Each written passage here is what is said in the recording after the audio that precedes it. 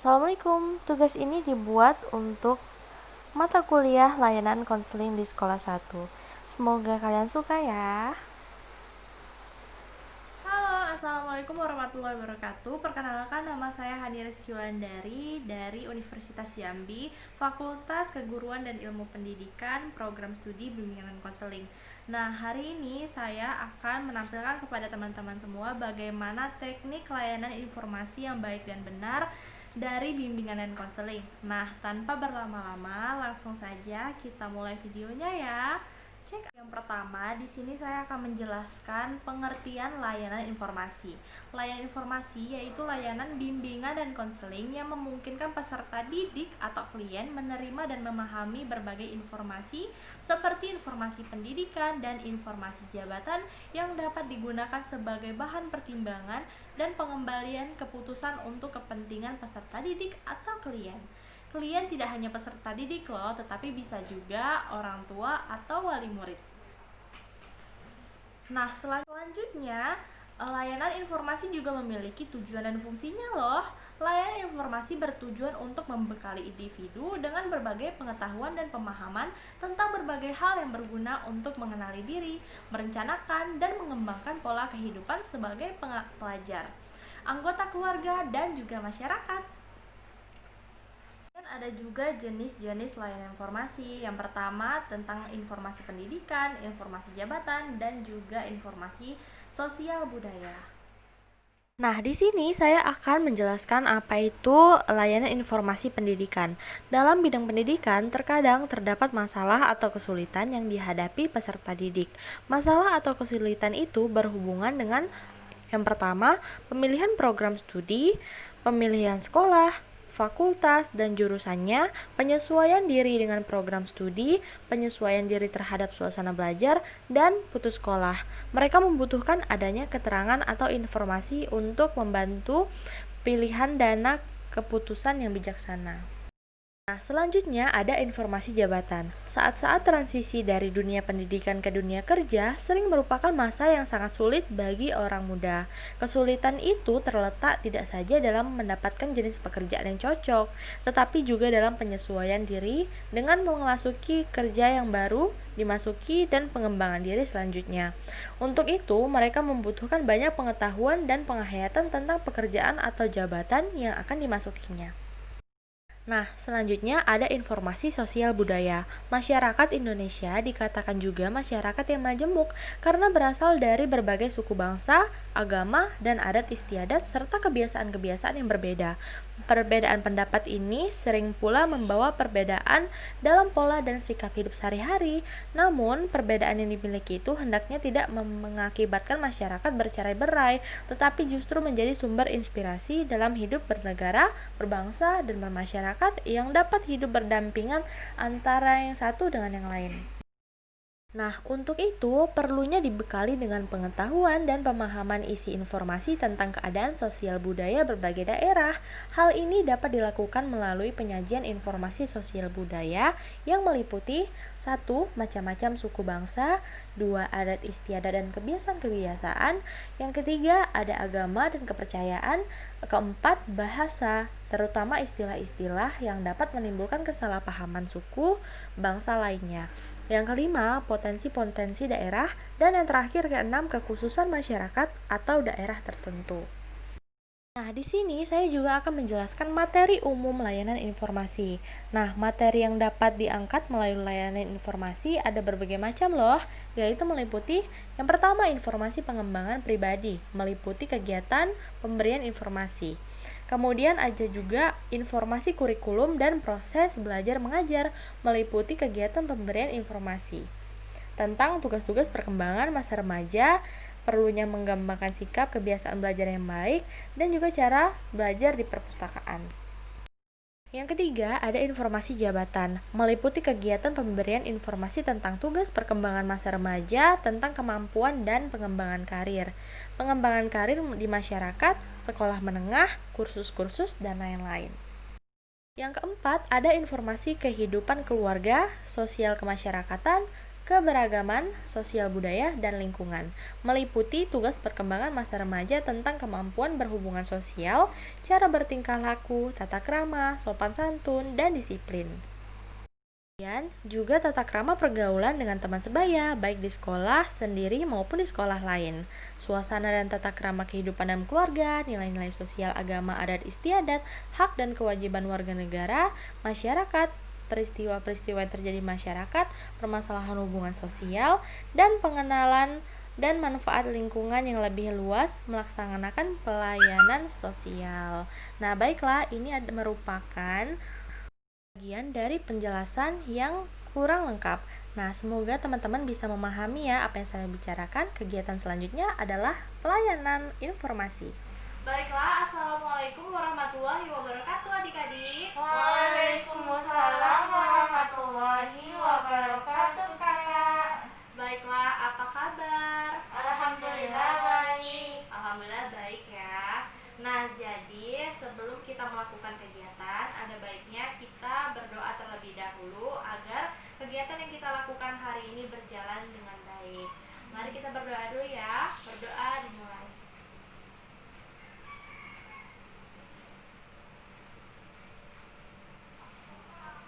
Selesai. Baik. Nah, jadi kedatangan Ibu hari ini ke sini adalah untuk memberikan layanan kepada adik-adik semua, yaitu layanan informasi dengan tema pentingnya mengatur waktu luang. Nah, kegiatan kita ini akan berlangsung sekitar 20 menit ke depan dan nanti akan ada sharing, tanya jawab, dan diskusi bersama. Baiklah, apakah adik-adik sudah siap? Siap, Bu. Baik, kita langsung mulai saja ya. Nah, jadi tema kita itu pentingnya mengatur waktu luang. Nah, kira-kira di sini nih adik-adik pada bisa belum mengatur waktu luangnya? Belum. Nah, baik, akan Ibu jelaskan terlebih dahulu ya. Nah, jadi waktu luang itu adalah waktu yang ketika kita tidak melakukan segala macam kegiatan. Misalnya waktu-waktu kosong, waktu-waktu bersantai. Jadi itu merupakan waktu luang. Nah, caranya bagaimana agar kita bisa memanfaatkan waktu luang ini dengan maksimal dan produktif? Itu yang pertama dengan cara membuat to-do list. Membuat to-do list itu adalah menyusun apa-apa saja yang nantinya akan kita kerjakan. Terus apa-apa saja yang sudah kita kerjakan itu bisa kita checklist, ya. Nah, selanjutnya kan pekerjaan dengan hal-hal terkecil. Nah, jadi melakukan aktivitas dengan pekerjaan-pekerjaan yang lebih mudah dulu, baru kemudian kemudian dilakukan dengan perlahan dan juga konsisten agar pekerjaannya cepat selesai. Kemudian jangan merasa terbeban dengan pekerjaan, karena kalau misalnya kita melakukan pekerjaan itu merasa terbebani, maka pekerjaan yang akan kita lakukan itu tidak maksimal dan kurang baik juga nanti prosesnya. Selanjutnya mengakhiri keraguan. Nah, kalau misalnya nih kita mengerjakan segala sesuatu itu dengan keraguan, kira-kira adik-adik tuh bakalan semangat nggak ngerjainnya? Enggak ya, karena kalau misalnya kita melakukan segala sesuatu dengan keraguan, pasti kita bakal bingung nih bagaimana cara memulainya, bagaimana cara mengerjakannya, ragu-ragu dalam memilih. Kemudian juga mencapai tujuan lebih cepat. Nah, gimana sih cara mencapai tujuan lebih cepat itu? Dengan cara memahami pentingnya manajemen waktu. Baiklah, di sini telah Ibu jelaskan pengertian dari pentingnya mengatur waktu luang. Yang menjadi arti istilah waktu luang dari 3 dimensi. Nah, yang pertama itu dilihat dari dimensi waktu. Waktu luang dilihat sebagai waktu yang tidak digunakan untuk bekerja mencari nafkah, nah, melaksanakan kewajiban dan mempertahankan hidup. Nah, jadi waktu-waktu luang itu adalah kita tuh sedang tidak melakukan apa-apa, tidak melakukan kegiatan-kegiatan yang berat seperti belajar gitu. Nah, kemudian yang kedua, dari segi cara pengisian, waktu luang adalah waktu yang dapat diisi dengan kegiatan pilihan sendiri atau yang digunakan dan dimanfaatkan sesuka hati. Yang ketiga, dari sisi fungsi, waktu luang adalah waktu yang dimanfaatkan sebagai sarana mengembangkan potensi, meningkatkan suatu mutu pribadi. Nah, di sini adik-adik bisa lihat ya, ini adalah contoh dari penerapan mengisi waktu luang dengan baik dan benar. Misalnya dengan melakukan kegiatan aktif bersama orang tua kita. Nah, jadi dengan orang tua kita bisa melakukan kegiatan seperti masak-masak atau membuat prakarya dan melakukan kegiatan-kegiatan aktif lainnya. Nah, biasanya waktu luang juga bisa dimanfaatkan untuk mengurangi stres dan rasa kelelahan. Kalau misalnya nih kita nggak punya waktu luang, pasti kita tuh bakal stres dan terasa penat kan? Betul? Nah, caranya kalian bisa melakukan ibadah seperti sholat, zikir, dan lain-lain. Nah, biasanya kalau orang lain itu bisa melakukan meditasi. Nah, meditasi ini biasanya dilakukan bisa juga dengan kegiatan olahraga seperti yoga dan lain-lain. Oke, baiklah. Nah, sudah Ibu jelaskan materi tentang pentingnya mengatur waktu luang nih. Oke, sekarang Ibu mau bertanya nih kepada adik-adik semua, apakah sudah paham tentang apa yang udah Ibu jelaskan? Paham, Bu. Nah, alhamdulillah kalau sudah paham. Sekarang Ibu akan bertanya nih kepada kalian. Menurut kalian, apa sih arti penting dalam mengatur waktu luang? Siapa yang mau tunjuk tangan duluan? Nah, tadi kan Ibu sudah menjelaskan tentang pentingnya mengatur waktu luang. Sekarang Ibu akan bertanya nih kepada kalian, sejauh mana kalian sudah mengerti dan memahami tentang pentingnya mengatur waktu luang? Siapa yang mau tunjuk tangan duluan? Saya, Bu. Ya, silakan. Menurut saya, arti penting mengatur waktu luang itu sangat penting. Iya. Sebab kalau kita tidak mengatur waktu luang dengan baik, kita itu bakalan jadi malas-malasan, Iya. suka menunda-nunda pekerjaan. Gitu, Bu. Baik, terima kasih atas jawabannya, Sera. Saya, Bu. Iya, silakan Rani. Waktu luang itu sangat penting biar kita tidak malas-malasan. Oke, Makasih, Bu. bagus. Nah, penjelasan dari Ibu alhamdulillah sudah tersampaikan dengan baik ya adik-adik. Dan penjelasan yang Ibu terima juga alhamdulillah bagus-bagus semua. Terima kasih. Nah, selanjutnya kegiatan yang akan kita lakukan, Ibu akan membuka sesi pertanyaan nih buat adik-adik yang masih bingung dan masih penasaran tentang bahasan materi yang sudah Ibu jelaskan, mengatur waktu luang. Nah, kira-kira di sini siapa dulu nih yang mau bertanya? Saya, Bu. Ya, silakan perkenalan dulu. Perkenalkan, nama saya Syera, Bu. Jadi saya mau bertanya.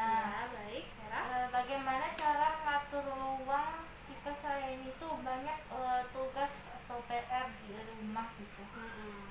Terus tuh jadi saya bingung ngatur luangnya tuh gimana, soalnya tuh jadwal selalu padat gitu, Bu. Oke, baik. Akan Ibu langsung jawab ya. Nah, biasanya kan siswa-siswa ini memang diberikan tugas, apalagi sedang pandemi, lalu tugasnya diberikan secara daring atau secara online. Pasti adik-adik di sini sangat kesulitan dalam mengatur waktu luangnya kan? Nah, Ibu akan memberikan tahap-tahapan yang baik bagaimana caranya nanti agar kalian bisa step by step masalahnya itu terselesaikan. Mungkin yang pertama kalian bisa melakukan yang pertama tadi udah Ibu jelaskan, to-do list. Nah, to-do list itu dilakukan untuk menceklis kegiatan-kegiatan apa saja yang akan kita selesaikan terlebih dahulu. Misalnya, yang pertama pekerjaan rumah, sudah selesai checklist. Nah, setelah itu kalian bisa melakukan mengerjakan pekerjaan sekolah kalian secara bertahap agar tidak terlalu berat dan juga bisa dipahami apa yang sudah kalian kerjakan. Nah, atau kalian juga bisa melakukan kegiatan-kegiatan seperti sedikit berolahraga di setiap hari. Nah, jadi nanti kalian kalau misalnya ada kegiatan olahraganya, kalian tuh nggak terlalu stres menghadapi PR-nya. Jadi kalian bisa ngerjainnya tuh dengan hati yang fresh, dengan jiwa yang segar, kayak seperti itu. Apakah Sarah menerima? Menerima, Bu. Terima kasih. Ya, baik. Selanjutnya yang ingin bertanya? Saya. Iya, silakan Rani. Nama saya Rani Indah Lestari. Ya, silakan Saya Rani. nama saya Rani Indah Lestari. Saya bertanya seperti tadi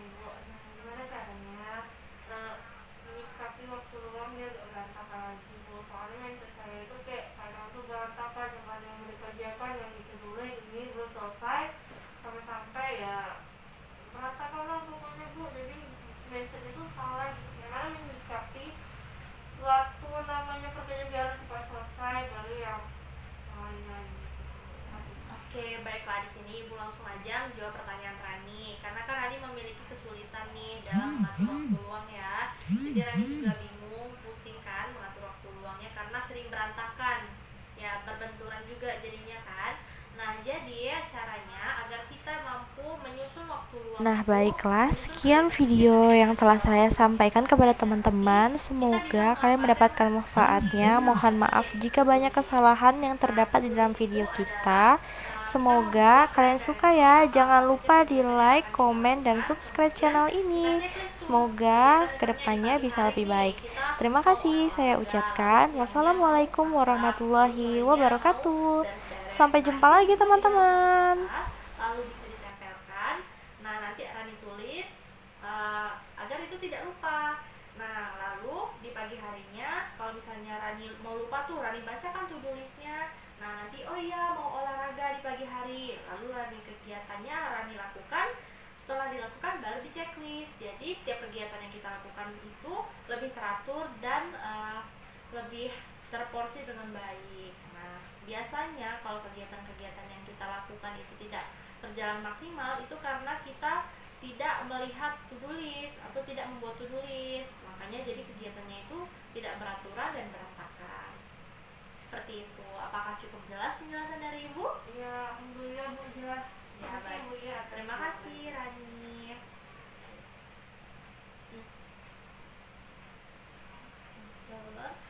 Kegiatan yang barusan kita laksanakan sangat baik, apalagi adik-adik di sini sudah mau berpartisipasi dalam memberikan pertanyaan. Berarti adik-adik di sini sangat meminati kegiatan ini dan juga sangat memahami atas apa yang sudah Ibu jelaskan tadi. Nah, bagus sekali itu tadi yang sudah disampaikan oleh adik-adik dengan pendapatnya, dengan pertanyaan-pertanyaannya, dengan penjelasan-penjelasan yang sudah Ibu jelaskan. Kalian memperhatikan dan juga semoga kalian bisa mendapatkan manfaat dari kegiatan ini. Terima kasih. Oke, baik. Dan di sini Ibu akan menyimpulkan materi secara keseluruhan. Jadi kegiatan ini, di sini Ibu akan menyimpulkan materi secara keseluruhan. Nah, pentingnya kita dalam mengatur waktu luang itu sangat penting. Kenapa? Agar segala kegiatan yang kita lakukan itu berjalan dengan produktif dan baik dan memberikan kelapangan bagi diri kita, agar diri kita juga bisa tuh merasakan rileks, merasakan kenyamanan. Tidak selalu kita tuh harus sibuk dan selalu produktif. Jadi kita harus memberikan diri kita itu istirahat, menyenangkan juga diri kita. Nah, jadi dari kegiatan yang sudah Ibu lakukan ini, Ibu akan mengevaluasi nih kegiatan yang sudah kita lakukan. Di sini Ibu sudah bawa berkas evaluasi kalian. Di sini Ibu sudah bawa berkas kertas yang berisikan apakah kalian sudah memahami tentang materi yang sudah Ibu berikan, apakah kegiatan ini berjalan baik. Tinggal kalian checklist di sebelah sini dengan centang iya, dan sebelah sini tidak. Jangan lupa isi formulir nama, terus juga kelas berapa, dan juga ini Ibu bagikan dulu. Baik Bu. Baik, terima kasih atas partisipasinya adik-adik. Baiklah, Ibu ucapkan terima kasih kepada adik-adik yang sudah berpartisipasi di sini, dan Ibu mohon maaf bila ada kesalahan kata yang menyinggung perasaan adik-adik semua. Semoga kedepannya kita bisa ketemu lagi dan melakukan kegiatan yang lebih bermanfaat lagi. Baiklah, Ibu akhiri. Wassalamualaikum warahmatullahi wabarakatuh. Waalaikumsalam warahmatullahi wabarakatuh. Terima kasih.